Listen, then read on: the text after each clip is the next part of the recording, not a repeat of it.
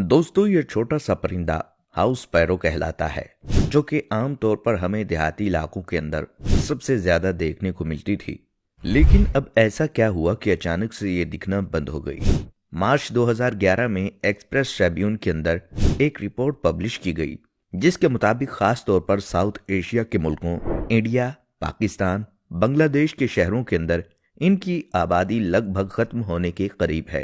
और ये खबर इंतहाई खतरनाक है, क्योंकि अगर ये चिड़ियां हमारे माहौल से गायब हो जाती हैं तो ये बात याद रखें कि इंसानों को ऐसी जानलेवा बीमारियां शुरू होंगी जिसके बारे में हमने आज से पहले सुना भी नहीं, और ना ही उनका इलाज मुमकिन होगा।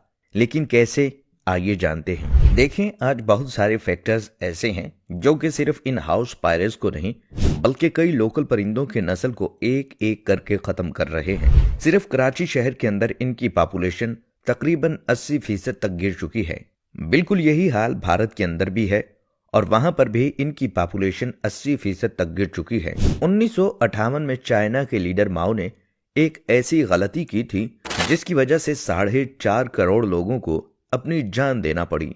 दरअसल हुआ कुछ यूं कि चाइना के अंदर अगले 15 साल का एक मंसूबा बनाया गया कि इकोनॉमी को तरक्की देकर इसे अमेरिका और बरतानिया के बराबर पहुंचाना है। लिहाजा उस टाइम एग्रीकल्चर की परफॉर्मेंस को बढ़ाने के लिए माओ की हुकूमत के अंदर ही ग्रेट स्पायरो कैंपेन को चलाया गया, जिसके मुताबिक चिड़ियों, चूहों, मक्खी और मच्छरों को बिल्कुल मारकर चाइना से खत्म करने का प्लान बनाया गया। खास तौर पर यह जुल्म इन चिड़ियों पर किया गया, क्योंकि इनसे मुतल्लिक चाइनीज रिसर्चर का कहना था कि हर एक चिड़िया हर साल तकरीबन 4 किलोग्राम का अनाज खा जाती है और फलों को भी नुकसान पहुंचाती है।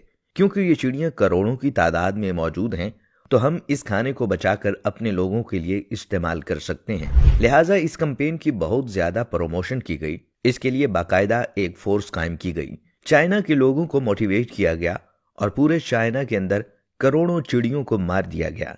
इनके अंडों और घोंसलों को तबाह कर दिया गया, और अगले 2 सालों के अंदर इनकी तादाद लगभग खत्म होने के करीब आ गई। लेकिन ये लोग ये बात भूल गए कि छोटी सी चिड़िया भी इन्वायरमेंट का बैलेंस कायम रखती है, और सिर्फ ये अनाज नहीं बल्कि कीड़े मकोड़ों को भी खा जाती है, जिसकी वजह से इन्वायरमेंट के अंदर इनकी तादाद बैलेंस रहती है। अब इसका उलट हुआ। देखते ही देखते कीड़ों की तादाद बढ़ने लगी। खास तौर पर टिड्डों की आबादी ये बड़े बड़े झुंड की सूरत में आते और हजारों एकड़ पर फैली फसलों को चट कर जाते। चाइना के लोगों ने ऐसा हमला पहले कभी नहीं देखा था, लिहाजा इस बार उन्होंने इससे बचाव के लिए स्प्रे भी शुरू किए। लेकिन ये स्प्रे उल्टा फसलों को जहरीला करके मजीद खराब करने लगे, और इनकी पैदावार भी हद से ज्यादा गिर गई। फसलें इतनी ज्यादा कम हो गईं कि लोगों को खाने के लाले पड़ गए, कहत पड़ गया और लोग भूख से मरने लगे।